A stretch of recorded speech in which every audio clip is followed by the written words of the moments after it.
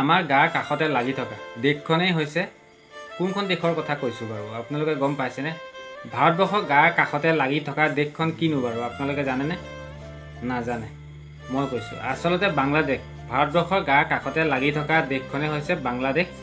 আচলতে ভিডিঅ'টো আজি বাংলাদেশৰ ওপৰতে বনাবলৈ গৈ আছোঁ, কিয়নো বাংলাদেশত এতিয়া পৰিস্থিতি বহুতো গম্ভীৰ।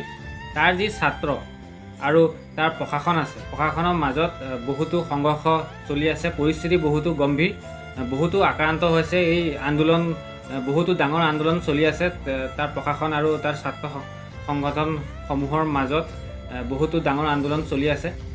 বৰ্তমান সময়ত বহুতৰো মৃত্যু হৈছে, বহুতো ইয়াৰ আন্দোলনৰ ফলত আক্ৰান্ত হৈছে।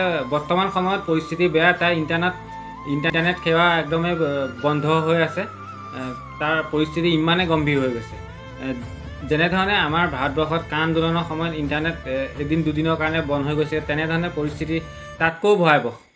অসমৰ কা আন্দোলনৰ সময়ত হৈছিলে, ইণ্টাৰনেট বন্ধ কৰিছিলে, তেনেধৰণে তাতো হৈছে। অসমতকৈও তাৰ সমগ্ৰ দেশখনৰ আন্দোলন বেছি, ইমানে ভয়াৱহ, বহুতৰো মৃত্যু হৈছে। কিয়নো পুলিচ প্ৰশাসন দ্বাৰা গুলীবৰ্ষণৰ দ্বাৰা বহুতৰো প্ৰাণ গৈছে, ইতিমধ্যে বহুতো আক্ৰান্ত হৈছে ইয়াৰ ফলত।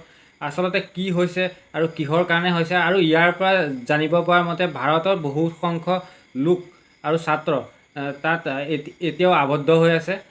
সুকলমে তেওঁলোক যাতে ভাৰতবৰ্ষলৈ ঘূৰি আহিব পাৰে, তাৰে কামনা কৰিম। তেওঁলোকৰ যি বাংলাদেশ প্ৰশাসন আছে, তেওঁলোকে যাতে সুকলমে তেওঁলোকক ভাৰতলৈ পঠিওৱাৰ ব্যৱস্থা কৰে, তাকে ক'ম। আৰু ভিডিঅ'টো কি হৈছে বাংলাদেশৰ শেহতীয়া পৰিস্থিতি আপোনালোকৰ ওচৰলৈ লৈ আহিছোঁ। ভিডিঅ'টো লাইক শ্বেয়াৰ কৰিবলৈ নাপাহৰিব। ব্লগ ভিডিঅ'টো পিনে আগবাঢ়ি যাওঁ। চাব পাৰে চাৰিওপিনে হাহাকাৰ, চাৰিওপিনে হাহাকাৰ, গুলীবৰ্ষণ, আন্দোলনকাৰীৰ মাজত চিঞৰ বাখৰ, হুলস্থুল, শিলগুটি প্ৰদৰ্শন, এনেধৰণে দেখিবলৈ পাইছে। ইমানে পৰিস্থিতি ভয়াৱহ হৈছে, তাৰ পৰিস্থিতি নিয়ন্ত্ৰণ কৰিবলৈ পুলিচ প্ৰশাসনে এনেধৰণে গুলীবৰ্ষণৰ নিচিনা কামো কৰিবলগীয়া হৈছে, কিয়নো উপায় নাইকিয়া হৈছে। পৰিস্থিতি ইমানে গম্ভীৰ হৈছে, চাৰিওপিনে হাহাকাৰ পৰিস্থিতি হৈছে। বাংলাদেশত এতিয়া পৰিস্থিতি বহুতে গম্ভীৰ পৰিস্থিতি, কিয়নো তাৰ যি প্ৰশাসন আৰু ছাত্ৰ সংগঠনসমূহৰ মাজত যি সংঘাত চলি আছে, কিমান দিনলৈ চলিব তাৰ পৰা কোনো উত্তৰ পোৱা নাই এতিয়ালৈকে। বৰ্তমান উত্তৰ পালে আপোনালোকক জনাম। বৰ্তমান সময়ত এতিয়াও আন্দোলন চলি আছে, সংঘৰ্ষ চলি আছে, আৰু কিমান কি ভয়াৱহ হ'ব গম পোৱা হোৱা নাই এতিয়ালৈকে।